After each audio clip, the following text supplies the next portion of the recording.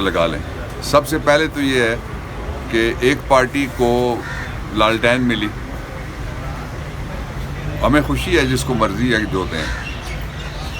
उस पर इल्ज़ाम क्या था कि उन्होंने इलेक्शन कराए ही नहीं है। हमने एक दफ़ा इलेक्शन कराए, फिर दूसरी दफ़ा इलेक्शन कराए और बल्ला छिन गया।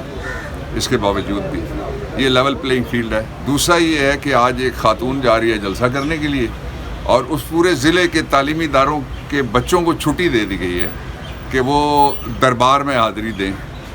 ये दूसरा लेवल प्लेइंग फील्ड है। तीसरा जो लेवल प्लेइंग फील्ड है वो इससे भी बड़ा है। वो ये है कि इमरान खान बाहर, बल्लेबाज बाहर, पिच उखाड़ दी गई, विकेटें उठा के भाग गए, कहते हैं दूसरी टीम को हम दरमियान में नहीं उतरने देंगे।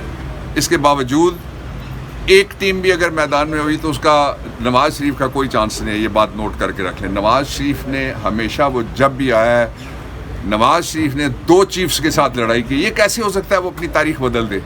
ये शूट से फुट, उसने फिर एक फायर मारना है अपने पाँव के ऊपर दोबारा। असल मसला ना हमारा नवाज़ शरीफ है, ना हमारा कोई और सियासी मसला है। असल मसला ये है कि इस मुल्क को क्या हमने संभालना है। संभालने के लिए एक ही तरीका है जो आइन में लिखा है। दूसरा तरीका कोई भी लोग नहीं मानेंगे, हम भी नहीं मानेंगे। वो तरीका ये है कि आप सबको आज़ादाना वोट का मौका दिया जाए, जो नहीं दिया जा रहा। बड़ा सीधा है। इसलिए ये दुनिया की तारीख के सबसे मुतनाज़ा तरीन इलेक्शन होंगे। और नवाज़ शरीफ की तारीख ये है कि उसने 1997 का एहतसाब एक्ट बनाया था, खुद अंदर हुआ। उसने 1997 का दहशतगर्दी का एक्ट बनाया था, वो खुद उसमें अंदर हुआ। ये जो अब वो जो कुछ करवा रहा है, सबसे ज़्यादा ये उसने भुगतना है।